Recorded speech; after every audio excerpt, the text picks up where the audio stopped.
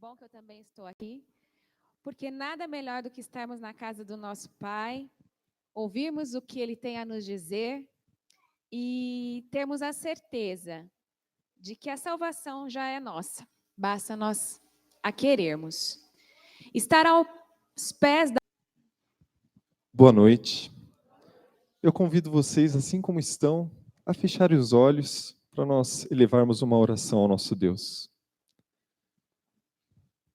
Santo e eterno e amado Pai, nós te louvamos, Pai. Estamos louvando ao Senhor com a nossa voz, com a nossa presença aqui. E nós queremos te pedir, Pai, porque continuaremos louvando, que o Senhor, por favor, nos abençoe com a tua presença, com o teu Santo Espírito, e que o nosso louvor alcance o teu trono de graça. Suba como um perfume, como um cheiro suave, Pai, que seja aceitável. Que a tua bênção repouse sobre cada adorador que está aqui nesta noite. O Senhor os conhece, o Senhor sabe o que eles precisaram abrir mão para priorizarem esse momento com o Senhor. E que bom que eles fizeram isso. Que todos saiam daqui muito abençoados, Pai. Que a tua graça esteja sobre nós, que a tua salvação e o teu perdão também seja uma realidade em nossa vida. Obrigado por esse momento tão oportuno de estarmos reunidos para te adorar, Pai. É em nome do nosso amado Jesus que oramos e agradecemos. Amém, Senhor. Nós vamos continuar louvando. E agora eu quero convidar vocês a louvar em pé. Maranata. O Senhor logo vem. Maranata? O Senhor logo vem. Em pé, soldados, vamos louvar.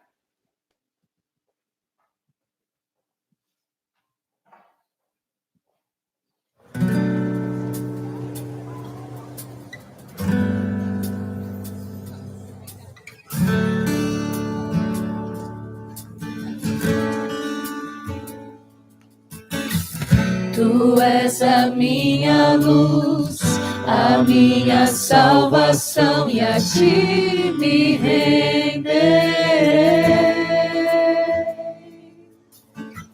Se ao teu lado estou, seguro em tuas mãos, eu nada temerei.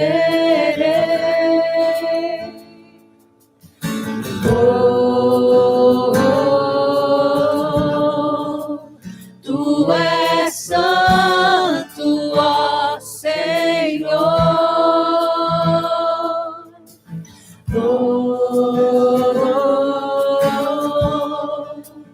Tu és digno de louvor.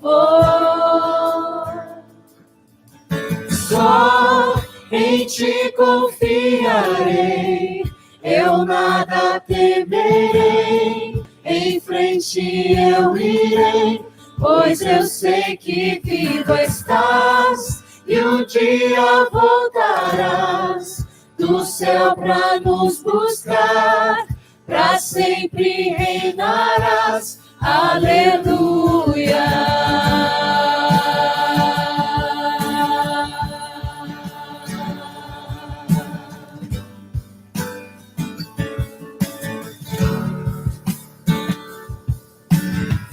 Tu és a minha luz, a minha salvação, e a ti me renderei.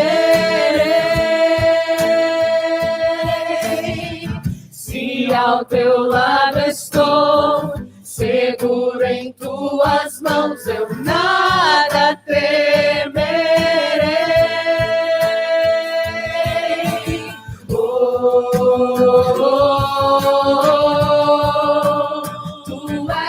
Santo, ó Senhor.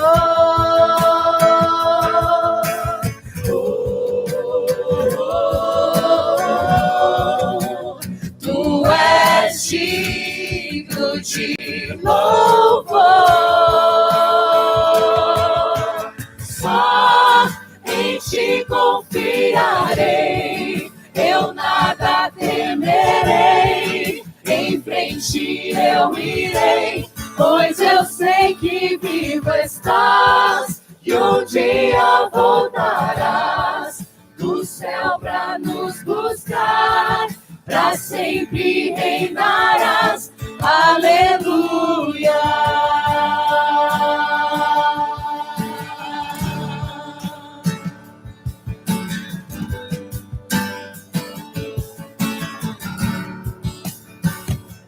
Vem Jesus,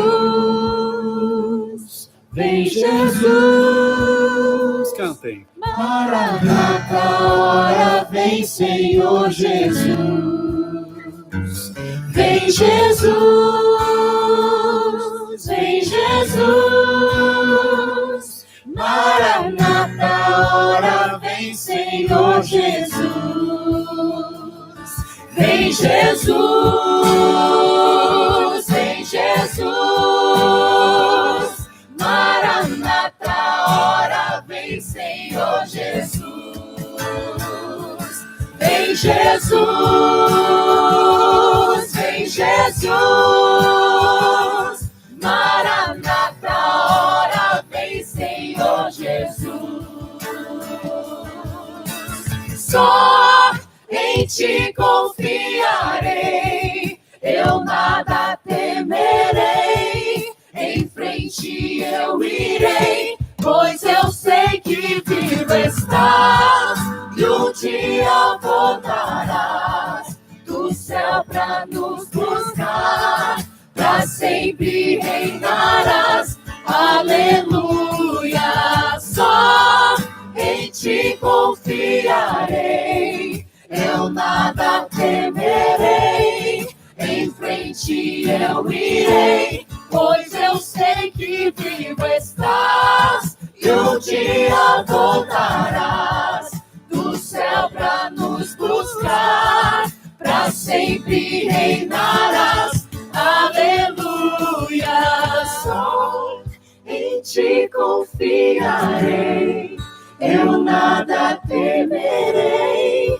Em frente eu irei, pois eu sei que vivo estás, e um dia voltarás do céu pra nos buscar, pra sempre reinarás. Aleluia.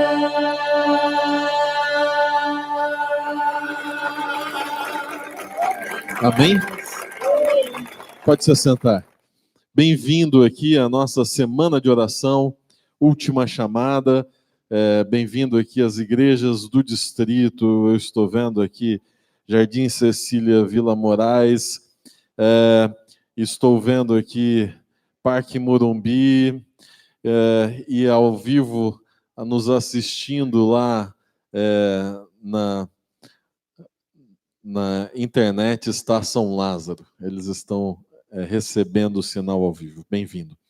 Esse é o momento de você se cumprimentar, sorrir. Então, nós vamos cantar o medley. Nós vamos nos cumprimentar. E eu quero que você tenha, assim, aquela atitude feliz, porque você está no melhor lugar do mundo, que é a casa de Deus. Aqui você vai ter um encontro pessoal com Cristo. E tenho certeza, convicção de que você vai sair daqui diferente do que você chegou. Vamos lá, junto com o grupo de louvor, pode colocar aí o medley para a gente. E eu quero ir cumprimentando. Até o fim da semana eu vou conseguir abraçar todo mundo, hein? Vai lá, solta aí. Você conhece a música, pode pôr alto aí o playback. Você conhece a música e não é para ficar parado. Então fica aí esperando, levanta e cumprimenta. Quão bom e quão maravilhoso é que os irmãos ficam já vistos. Sou de Jesus e agora eu sinto satisfação sem fim. Sim, paz real, sim, gozo na aflição. Achei o segredo, é Cristo no coração.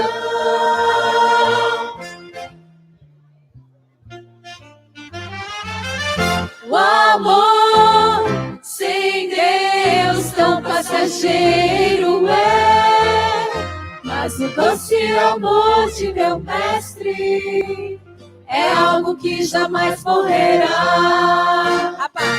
Morrerá, não morrerá, é é algo que jamais morrerá. Aperte a mão do seu irmão e cante esta canção. Satisfação é não ter medo, pois meu Jesus virá bem cedo, logo em glória eu hei de vê-lo. Satisfação sem fim. Sim, o doce amor de meu mestre é algo que jamais morrerá. Quão bom e quão maravilhoso é que os irmãos vivam em união. Quão bom e quão maravilhoso é que os irmãos vivam em união. Jesus, em dado momento, ele diz o seguinte, de forma muito ousada. Apenas alguém sendo Deus poderia dizer o que ele disse. Vinde a mim, todos os que estão cansados e sobrecarregados, e eu vos aliviarei. Eu darei alívio a vocês, eu darei descanso a vocês. E eu tenho certeza que, apesar de você estar com esse sorriso no rosto, cheiroso, cheirosa, muito bem acompanhado aí, você enfrenta lutas, você tem pesos na sua vida, e quando Jesus ele convida a vir até ele está te chamando para que ele te ajude a carregar esse peso, a suportar esse fardo, na realidade, a trocar desse fardo. E o presente que eu falei que ia oferecer a todos é justamente uma oração. Eu gostaria que, se você tivesse ou tem um motivo especial, seja uma necessidade, seja um motivo de agradecer, você está com o seu coração transbordando de gratidão. Enquanto a equipe de louvor estiver cantando, eu gostaria de te convidar a vir até a frente. Esse gesto de se levantar e vir simboliza muito para o seu cérebro essa questão de entrega, de estar caminhando em direção ao nosso amado Deus. Então, enquanto eles estiverem louvando, se você tem um motivo de gratidão, se você tem uma necessidade, um sonho, algo que você precisa muito colocar aos pés de Cristo, levante-se, se achegue ao trono da graça. Vinde a mim, Jesus diz, todos os que estão cansados e sobrecarregados, e eu vos aliviarei.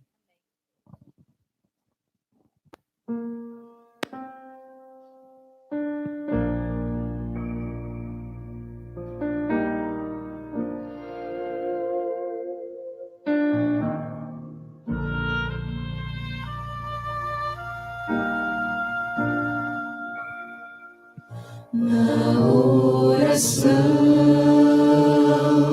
encontro calma. Na oração encontro paz. Orar a Deus faz bem à alma. Falar com Deus me satisfaz.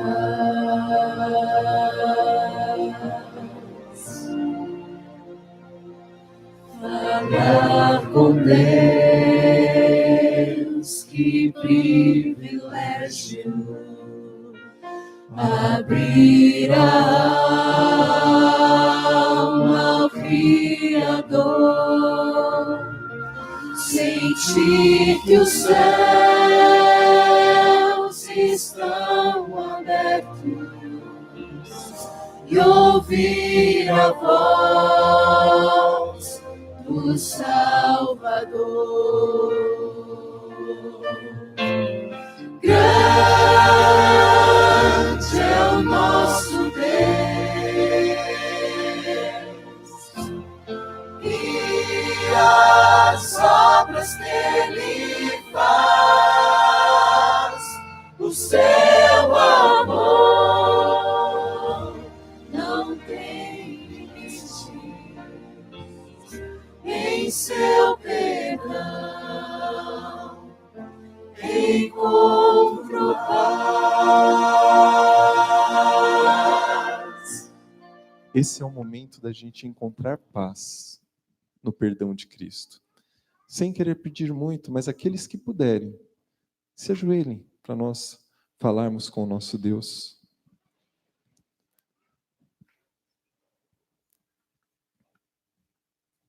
Amado Pai, nós estamos aqui, Senhor, prostrados, rendidos aos teus pés, num símbolo de rendição realmente, Pai, porque não podemos nada sem o Senhor. Somos totalmente dependentes de Ti, Pai. Queremos colocar a nossa vida, reconhecer essa dependência e colocar a nossa vida em Tuas mãos, para que o Senhor, por favor, nos abençoe, nos guie, continue nos levando nessa jornada, Pai, rumo à salvação, à eternidade, que o Senhor plantou em nosso coração. Muitos de nós vivemos tristezas, insatisfações, porque só seremos 100% satisfeitos na eternidade, Pai. Que possamos aprender com isso, a nos apegarmos às Tuas promessas, e quando vier aquela tristeza que a gente nem entende bem o motivo, que a gente se lembre que um dia isso já não haverá mais. Há pessoas que estão aqui ajoelhadas, que estão tristes por conta da saudade, da distância de algum amado, ou porque perdeu alguém, Pai. Quando o Senhor voltar, essa distância, essa saudade, a dor por conta da morte, da perda de um amigo, de um amado, também já não existirá. Há pessoas que estão aqui por questões financeiras, por questões de trabalho, dificuldades em seu lar, no casamento. Nós sabemos, Pai, que se nós colocarmos todas essas coisas em Tuas mãos e buscarmos em primeiro lugar o reino dos céus, essas coisas serão equilibradas, seguirão o seu curso, porque o Senhor estará com a mão diretamente ali. Ó Pai, por favor, tome a nossa vida em Tuas mãos. Que o Senhor perdoe as nossas falhas, a nossa infidelidade, Pai. Essa semana é uma semana de renovação, de aliança, para também reforçarmos as promessas que o Senhor faz para nós brilharmos e levarmos essas promessas lá para fora, para as pessoas que não Te conhecem.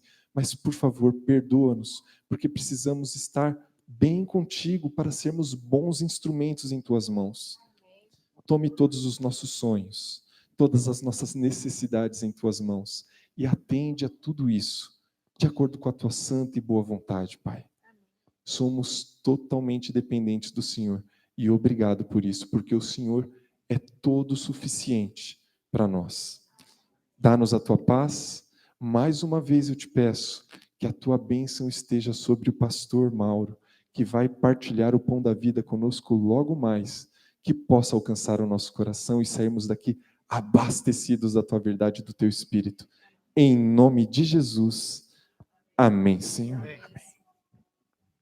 Vamos falar com Deus. Senhor Pai que estás nos céus, obrigado por esta noite. Obrigado pelos Teus filhos que vieram até aqui hoje em busca da Tua salvação, da Tua graça e misericórdia.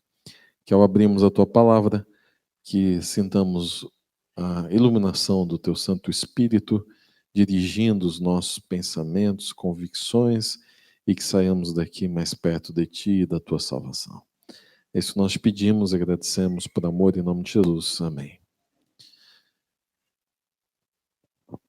Estamos no início de uma semana. Para alguns é a primeira vez, é o primeiro momento juntos, e para outros já é a sequência do que nós falamos ontem. Eu vou fazer um breve resumo do que aconteceu ontem, para você estar compreendendo.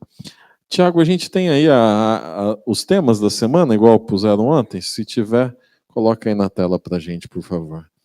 Nós começamos ontem falando sobre o fim do mundo. Olhamos para Mateus 24 e compreendemos que nós estamos vivendo o fim do mundo, que isso não é uma realidade futura, mas é presente, é real.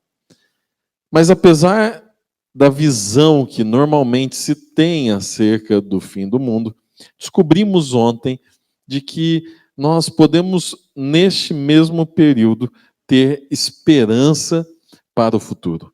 E isso faz toda a diferença.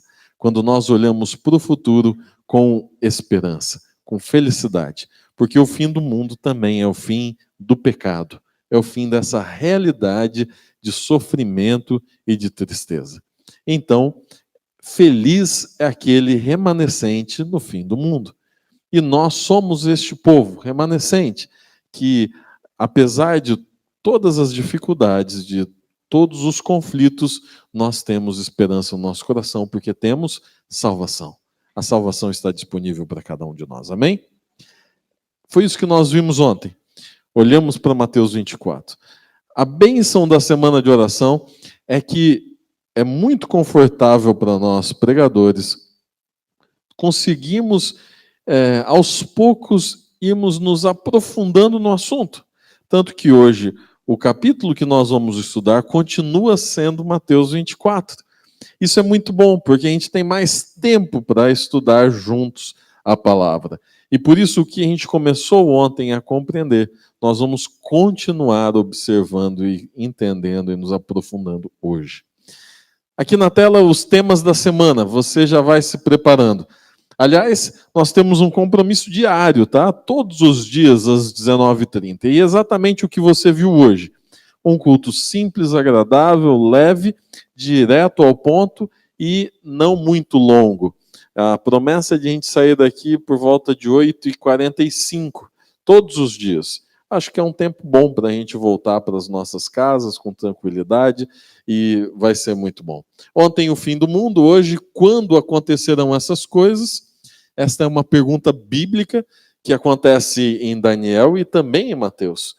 E amanhã os enganos finais. Esse tema é fantástico, você não pode perder. O tema de segunda-feira provavelmente é um dos mais interessantes da semana. Enganos finais. Aquilo que é mentira.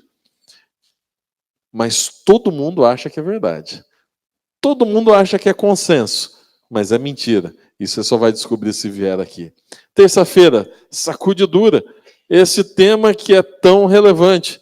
Na quarta-feira, eu e Deus no fim. Como é que está o seu relacionamento com Deus neste contexto? Quinta-feira, as 7 pragas. Será que as 7 pragas são terríveis, espantosas? Tem coisas terríveis lá que você vai ficar com medo ou não? Na sexta-feira, a nossa festa espiritual, às 19h30, a nossa ceia. Um dos momentos mais bonitos da semana, emocionantes e que você não pode perder, porque é a renovação da sua aliança com Cristo. E no sábado, a volta de Jesus. Lembrando que todos os temas estão no canal do YouTube IASD Mogi das Cruzes. Então, é só entrar lá no YouTube, já tem o de ontem, está ao vivo de hoje. Um abraço para o pessoal do São Lázaro que já está nos assistindo agora. E vão estar todos os dias lá para você assistir. Crianças, vocês gostariam de ter algo especial para vocês? Já pensou como seria legal se tivesse uma mensagem agora só para as crianças? Cadê as nossas crianças? Tem aqui crianças? Cadê? Olha aí. Cadê a nossa irmã Diza? Ó, lá no fundo, a irmã Diza. Vem mais para cá, irmã. Vem aqui para o centro. Crianças, a irmã Diza preparou uma história especial para vocês. Ela está ali no corredor lateral. Vão com ela. Levem as crianças até a irmã Diza. Ela tem algo especial preparado só para ela. Dá para sair aqui pelo corredor central. Lá tem um ambiente gostoso, uma historinha apropriada e vai ser muito bom estar junto com a irmã Diza lá. Olha que legal. Tem programa para todo mundo na semana de oração. Todos os dias nós vamos ter uma classe especial para as nossas crianças.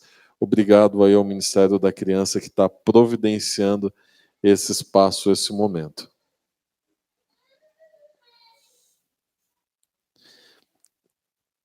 Ele vai gostar de lá, não tenho dúvidas.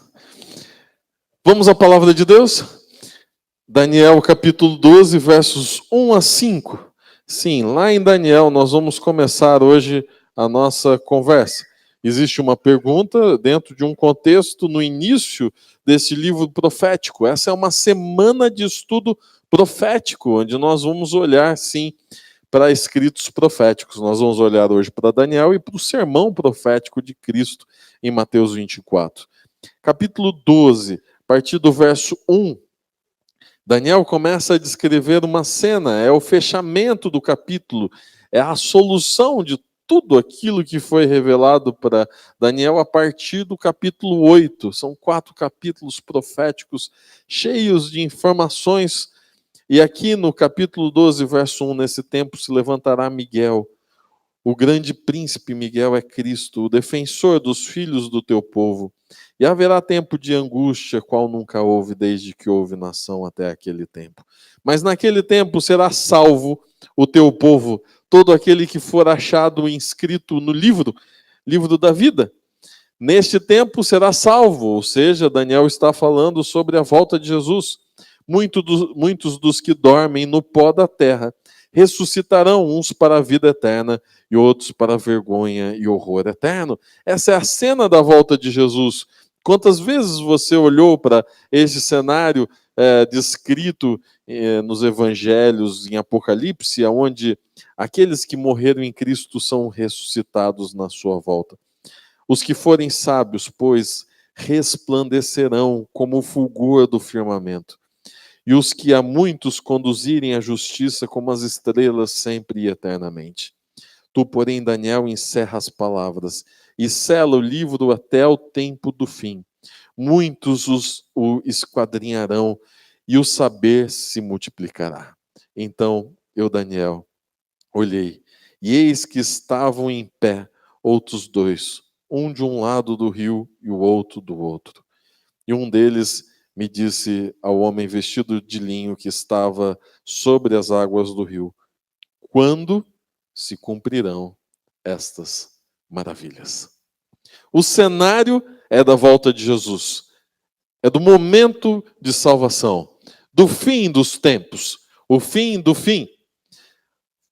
Ontem nós deixamos claro, e você pode ter certeza de que nós estamos no tempo do fim. Quando olhamos para todos os lados, para todos os argumentos bíblicos acerca do tempo do fim, nós estamos vivendo esse tempo. Não há dúvidas. Não há dúvidas quando olhamos para as guerras, não há dúvidas quando olhamos para a violência, não há dúvidas quando nós olhamos para a perversidade humana, para a degradação moral do ser humano. Quando você olha para todos os lados, os sinais estão se cumprindo. Nós estamos vivendo o período do fim, não tenha dúvidas disso.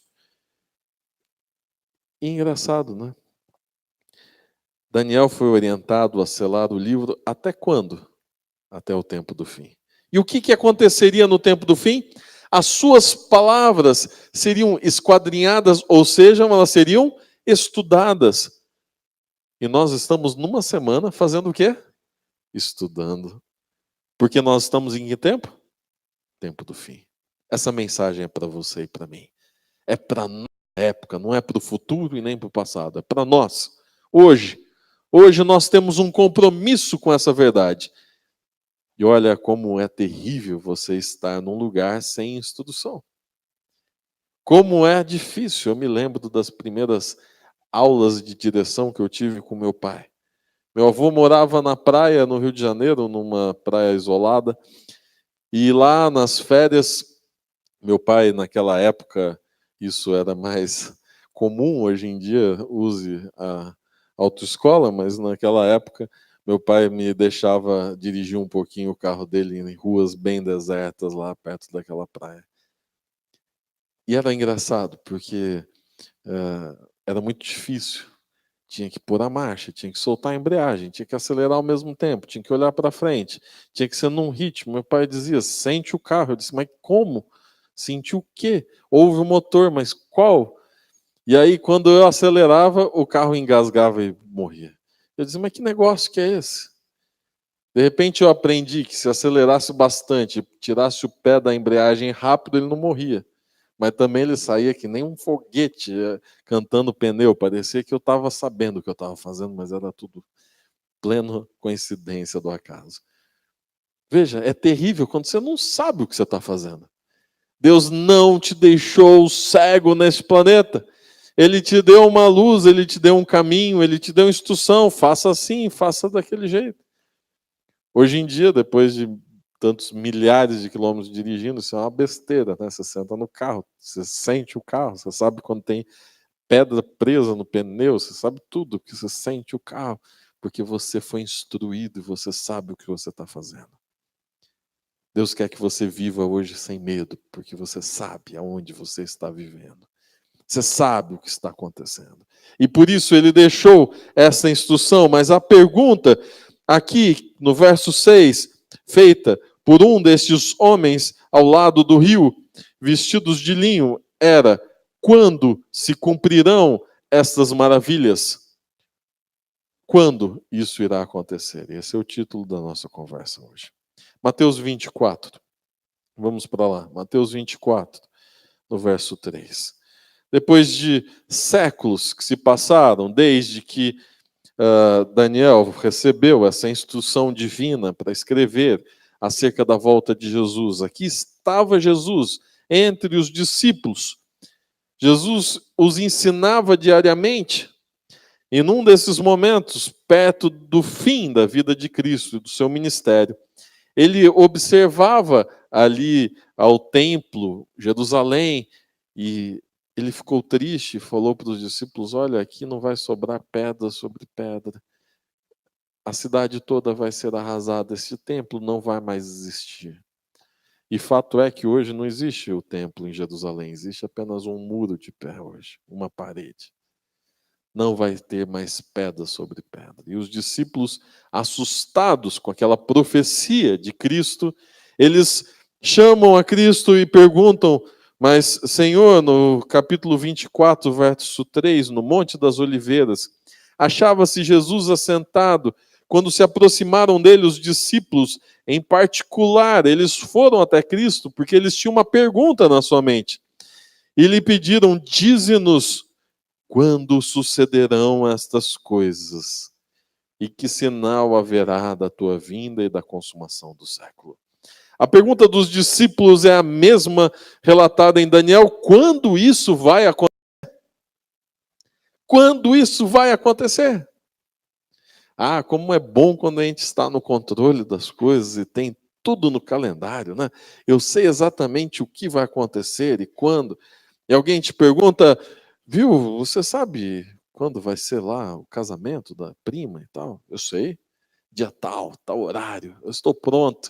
Eu já comprei o vestido, eu já comprei a passagem, eu estou pronto para este momento. Eu sei quando ele vai acontecer. Mas há um ponto de interrogação: você sabe quando Jesus vai voltar? Qual é o dia? Está aí no calendário? Está no calendário do ano que vem, quem sabe? 2020. Está aí no calendário? Não. A pergunta então continua: quando que isso vai acontecer? Ontem nós vimos alguns sinais que apontam que a gente está num período perto do fim. Mas a pergunta continua: quando isso vai acontecer? Cristo fala um monte de coisas.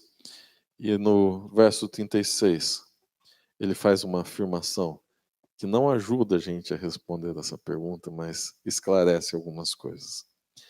A respeito daquele dia e hora, ninguém sabe. Nem os anjos dos céus, nem o Filho, senão o Pai. Esta informação está bem guardada. Ninguém sabe quando isso irá acontecer. O texto é claro. Eu vou te dizer que muitas foram as pessoas que tentaram dizer quando Jesus iria voltar. Muitos tentaram dizer: vai ser tal data. Ah, aqueles que nasceram antes do ano 2000. Havia uma falação tremenda: ah, o ano 2000. E vai chegar, mas não vai passar, não é isso, irmã? Vai chegar, mas não vai passar. Ah, o ano 2000, esse ano aí vai... Os computadores vão falir nesse ano. Puxa vida, e esses celulares todos nossos funcionando aqui, né? Ah, o ano 2000 vai chegar, mas isso aí, ó, é o fim ali. Vai virar milênios, século, vai fazer uma confusão. E as pessoas não sabiam qual século era, qual milênio estava. Aí os chineses disseram assim: não, mas não é 2000, não é pra gente. Isso não é 2000. A gente acha que é outro número. Aí os outros: não, mas o calendário maia é 2012. E aí a confusão. E a gente já está em quase 2020 e tudo está igual, né? ou está pior. Mas passou o ano 2000 e nada aconteceu. Sabe por quê? Porque o dia e a hora, quem é que sabe? Só Deus Pai. Nem um anjo. E Jesus diz, nem eu, nem o Filho. Ninguém sabe a hora. Só Deus Pai sabe. Esse segredo está guardado. Verso 42, ele fala um pouquinho mais sobre isso. Ele diz assim, já que ninguém sabe a hora, portanto vigiai, porque não sabeis em que dia vem o vosso Senhor. Novamente ele reafirma, você não sabe quando Jesus vai voltar. Você não sabe quando será o fim definitivo. Então, qual é a dica de Deus para você? Olha, então vigiai, vigiai. Eu acho que uma das coisas mais difíceis hoje em dia é vigiar, não é? Parece que tem uma estratégia do mal poluindo a nossa mente com tanta coisa, com tantas luzes, que de vez em quando, numa conversa tete a tete, você já fica sonolento. Você já percebeu? Ao ouvir um sermão como esse, com uma voz assim meio mansa, que não fica gritando muito, dá uma soneira. Porque não tem luz piscando para tudo quanto é lado, não tem gente pulando, não tem gente do som alto, não tem batuque, tá silêncio. Então a atenção vai diminuindo, diminuindo, e tu vai ficando com sono. Como é difícil ficar acordado. Sabe por quê? Nossa mente está poluída. A gente tem uma avalanche de informações, de coisas, uma correria atrás do vento. Já dizia a Bíblia que em vão correr atrás do vento. Já dizia a Bíblia de que a vida é efêmera como é ali o vapor da água, como é essa neblina. Tá neblina, daqui a pouco bate o sol, aquilo desaparece, que nem parece que estava neblina ali. E a gente está correndo atrás dessas coisas. De repente, vigiar é um grande desafio. Estar com os olhos abertos, atentos. Não se deixar distrair.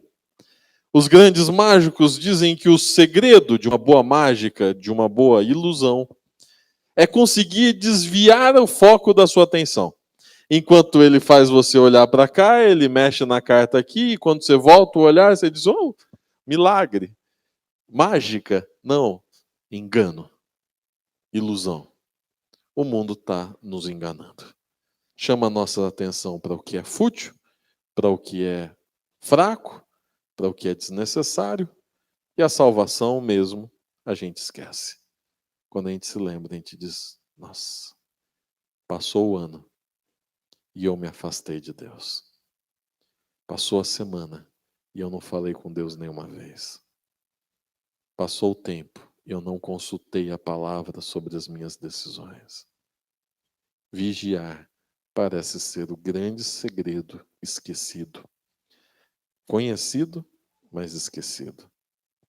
Versos 38 e 39 apresentam o perigo, porquanto, assim como nos dias anteriores ao dilúvio, comiam e bebiam, casavam e davam-se em casamento, até ao dia em que Noé entrou na arca. E não o perceberam, senão quando veio o dilúvio e levou a todos, assim também a vinda do Filho do Homem. Ontem eu falei um pouquinho dessa realidade antediluviana, e hoje eu quero me aprofundar nisso, nesse aspecto.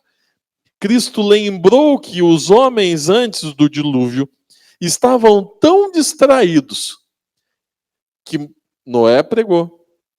Noé fez um barco enorme onde não tinha água nem chuva, e mesmo assim as pessoas foram pegas de surpresa. Mas que surpresa é essa? Noé não tinha avisado, os animais não vieram sozinhos para dentro da arca, ele não foi lá para dentro da água e fechou a arca, e mesmo assim, o povo, antes do dilúvio, ficava zombando de Noé. Eu acho engraçado porque a falta de informação gera certas atitudes de zombar, né? Ah, você é maluco, você é louco, ah, você é caipira. Ah, você não sabe o que você está falando, ah, você está perdendo sua vida. Ah, Paulo disse que o evangelho é loucura para aqueles que não o conhecem. Não tem problema. Não fique intimidado por te chamarem de maluco. Ah, não, todo mundo faz. Eu não sou todo mundo. Porque eu conheço a Deus. Eu sou remanescente. Você deveria querer ser família de Noé, dentro da arca. Diferente de todo mundo. Não precisa ser igual. Não precisa, quando todo mundo estiver zombando daquele senhor que construiu uma arca num lugar onde não tinha água e que não chovia, você não precisa chamar ele de maluco. Mas você pode olhar para os sinais e dizer assim: tem alguma coisa diferente aqui. Tem um caminho que está além da minha compreensão, muitas vezes, mas que é o caminho certo. Cuidado, porque a volta de Jesus é um cenário igual ao do dilúvio. A volta de Jesus também foi anunciada, explicada, pregada, foi colocada nos outdoors, ela foi levada até o seu celular. Você recebeu um WhatsApp dizendo: Jesus vai voltar. Você sabe que ele vai voltar. Mas quando ele voltar, pode ser que eu e você estejamos distraídos com as coisas do mundo e não estejamos prontos. Não sabemos quando isso vai acontecer. Eu não tenho como te dizer uma resposta para a pergunta quando essas coisas acontecerão. Eu gostaria de entender com você uma proposta de Deus. Ele diz no verso 42 em diante: portanto, vigiai. Nós já lemos esse texto. Porque não sabeis em que dia vem o vosso Senhor. Mas considerai isto: se o pai de família soubesse a que hora viria o ladrão, vigiaria e não deixaria que fosse arrombada a sua casa. O grande perigo de saber a volta de Jesus, quando será, é que você pode ter a impressão de que você pode se preparar para a volta de Jesus, de que você pode fazer o que você quiser, e quando for perto da volta de Jesus, você se prepara. Essa é uma grande tentação de você achar um atalho para a salvação, de você dar um desperto em relação ao plano da salvação. Eu sei que o dia que eu me preparo lá, fico pronto. Esse não é o argumento de muitos de nós. Quando nós chegamos para as pessoas e dizemos assim: meu amigo, entra no tanque e se batiza. O que falta para você se batizar? Ah, pastor, puxa, acho que eu vou esperar um pouco. Mas esperar o quê? Jesus pode voltar amanhã, você não sabe. Ah, não, amanhã ele não volta. Quem disse? Aonde está escrito que amanhã ele não volta? E você sabe qual é o maior problema dessa sensação de controle da nossa salvação? Como se ela estivesse na nossa mão? É que existe um outro fator, chamado tempo de vida. E esse é incontrolável. O fato de termos vida hoje torna esta uma oportunidade única de decisão ao lado de Cristo. Eu não sei o dia de amanhã. A vida é frágil. Tão frágil, tão frágil. E nós somos lembrados todos os dias disso. A vida é frágil. Os perigos aumentaram, você está no fim do mundo. Este é o último tempo deste planeta, os perigos são maiores do que antes. A vida é mais frágil hoje do que antes, porque tem mais violência, porque nós temos mais poluição, porque nós temos mais doença. Enquanto a medicina avança, ela descobre que ela mesma tem limites. E chega uma hora que não adianta, você pode ter o dinheiro do mundo, você pode ter o melhor hospital do planeta, mas não adianta, porque a vida é frágil. Dinheiro não compra vida. Não compra vida. Por isso, é hoje o dia da sua decisão. Não pode ficar para amanhã. Não pode deixar isso ir passando. Verso 44, por isso ficai também vós percebidos, porque a hora em que não cuidais, o Filho do Homem virá. O capítulo 25, dos versos 1 a 13, conta uma história. E Jesus não contou essa história aqui por acaso. Ela não está aqui, essa história, assim, aleatoriamente. Não. Ela é um complemento de tudo que Cristo tinha dito. Provavelmente o conteúdo, aliás, eu tenho certeza disso, o conteúdo de Mateus 24, ele é muito profundo e complexo.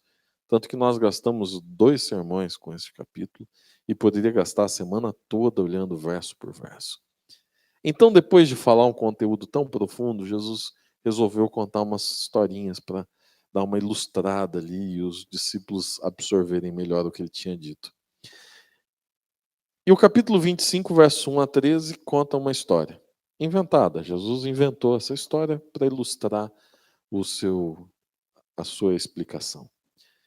Ele disse que o reino dos céus é semelhante a 10 garotas, convidadas para uma festa de casamento. Diz que elas saíram para encontrar o noivo, e era de noite. Diz que a condição para fazer parte desta festa era ter a sua própria lâmpada, e ela acesa. Diz que 5 dessas moças, elas eram prudentes, e 5 delas estavam mais distraídas com o mundo. Sabiam o que tinham que fazer para alcançar a salvação, ou participar da festa do noivo. Sabiam como chegar lá, mas não estavam vigiando o suficiente. 5 delas tinham azeite nas suas lâmpadas. A lâmpada da época de Jesus era um vaso pequeno, acho que você tem essa imagem mental, com um pavio, um cordão, que ficava dentro de um combustível. Na época, o combustível mais comum era o azeite mesmo. Apesar de ser um absurdo hoje para a gente usar azeite como combustível, mas para eles é o que tinha abundância lá. Então, aquilo molhado no azeite, enquanto tinha azeite, o pavio puxava o combustível e você sabe como funciona uma tocha. E aquilo ficava aceso. Fato é que o noivo demorou. Mas demorou na concepção de quem? Delas. Porque quando o noivo chega, a festa acontece. Tudo acontece normal. O casamento é baseado no tempo do noivo ou da noiva ou dos convidados? Alguém começa um casamento porque os convidados chegaram? Ah, os convidados chegaram. Vai lá, pastor, faz aí. Mas cadê o noivo e a noiva? Ah, eles vão demorar um pouquinho. Não tem festa sem o noivo e a noiva. A festa não começa sem eles. Então, quando eles chegam, é a hora certa de começar. E não adianta reclamar. A hora que o noivo e a noiva chegam, começa o casamento. E o casamento acontece. Para quem é que o casamento demorou demais? Para elas. Na percepção delas. Quando vem o noivo. E o noivo, naquela época, ele vinha pelas ruas com os convidados, com as suas lâmpadas acesas, e com barulho, e com carruagem, e aquilo vinha agitando a cidade. Era um evento magnífico, de vários dias. E quando o noivo vem vindo, as 10 haviam adormecido. As 10 haviam se distraído. As 10 moças haviam perdido o foco levemente. Isso mostra que todos nós acabamos em algum momento fraquejando. Você não precisa ser perfeito. Aliás, Deus nunca pediu isso para você. Isso não é condição de salvação. Porque senão ninguém seria salvo. Quando o noivo chega, as 10 moças acordam. 5 delas, mais prudentes, elas tinham só uma coisa diferente das 5 mais distraídas. Tinham azeite de sobra. Tinham guardado o dobro do azeite. Tinham trazido uma vasilhinha a mais de azeite. Agora eu vou inventar, e não tem problema eu florear um pouco essa história. Eu imagino elas 10 saindo de casa, E as 5 mais distraídas diziam assim: que é esse negócio pendurado aí a mais? Ah, esse aqui é azeite extra. Ah, mas vocês, hein? Para que isso aí? O noivo é rápido. Não, a gente vai lá na festa, a gente enche, a gente compartilha. Não, vocês são crente demais. Deixa esse negócio aí de Bíblia. Para quê? Cuidar da saúde, não. Ah, não, isso aí pesa demais. Isso vai parecer um estranho. Atrapalha a sua roupa da moda. Não. Peraí, o que é isso? Não, você é careta demais. Quadrado esse negócio de levar azeite extra. Isso aí é do passado, de gente chata, não. Mas as 5 disseram assim: não, a gente vai levar o extra, tá bom? E na hora que o noivo chega, 5 ficam desesperadas. Saem atrás de azeite para tudo quanto é lado. Mas quando elas voltam, elas batem na porta. E quando o Senhor olha para elas, diz: em verdade vos digo que não vos conheço. Não vos conheço. E Cristo conclui essa história dizendo: vigiai, pois, porque não sabeis o dia e nem a hora. Meus queridos amigos, eu não tenho toda a explicação para vocês hoje, porque a gente tem mais tempo amanhã. Mas eu tenho uma ideia: vigiai. Seja prudente, guarde azeite. Vigiai. Deixe que Cristo transforme a sua vida. Vigiai. Coloque Ele em primeiro lugar. Vigiai. Esta é a orientação de Deus. Sobre a pergunta do tema hoje, a resposta é: vigiai. Porque ela pode acontecer a qualquer momento. Não tem um dia, não tem uma data, não tem um horário. Porque você não precisa disso, nem eu. O que a gente precisa é da urgência de estarmos prontos hoje, e amanhã de novo, e depois de amanhã. Porque o nosso tempo pode ser finalizado a qualquer instante. Eu consegui imaginar essa cena enquanto o quarteto cantava. Você também? Você quer estar nessa realidade? Então se levante e vamos falar com Deus. Senhor Pai que estás nos céus, muito obrigado por essa oportunidade.